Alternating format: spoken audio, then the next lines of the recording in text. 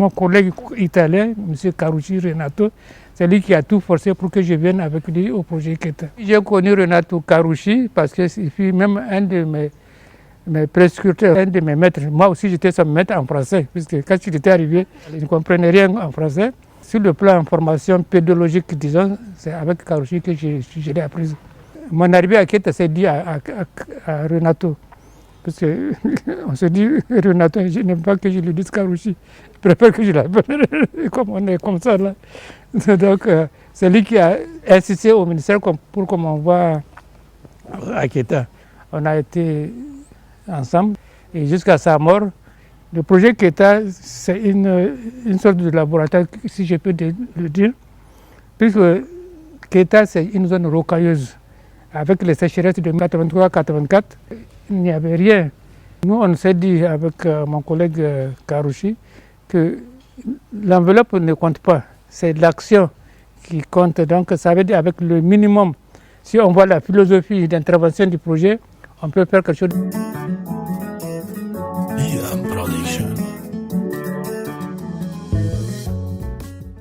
Il faut nécessairement travailler le plateau pour arrêter, pour ralentir l'écoulement des eaux pendant les pluies. Donc il faut aller progressivement plateau, bassin versant, et maintenant on descend vers la vallée, et les glaciers d'abord, et les vallées de culture. Quelqu'un qui connaît Keita, Tawa, il sait bien que c'est une zone désertique où il n'y avait rien. Il n'y avait que des collines et des collines sèches. Les femmes étaient à l'avant-garde. Les femmes ont beaucoup travaillé. C'est elles qui ont creusé des tranchées, qui ont participé aux plantations. Même les enfants, à un moment, ils étaient intéressés. Ils faisaient des petites actions, des banquettes de terre. Près de 3 000 à 4 000 femmes travaillaient dans la journée. Avec leurs mains, le transport des blocs de cailloux à jeter dans des camions, puisque les femmes de Keita, malgré l'absence de leur mari, elles se sont mises à fond. Elles ont fait même revenir leur mari. Nous aussi, on les a accompagnés par des actions sociales, telles que les écoles, les maternités, les moulins, les crédits qu'on donnait, donc crédits pour l'embauche bovine, pour achat des charrettes, asines et bovines, pour le labour des vallées, tout ça là. Donc vous voyez, c'était des actions qui sont faites pour motiver les gens. Toutes nos actions ont été concertées avec la population. On leur dit en début de campagne, voilà ce que le projet compte faire. Qu'est-ce que vous pensez? On a fait beaucoup de choses. On leur a appris à manger le poisson, puisqu'on a empoisonné les mares.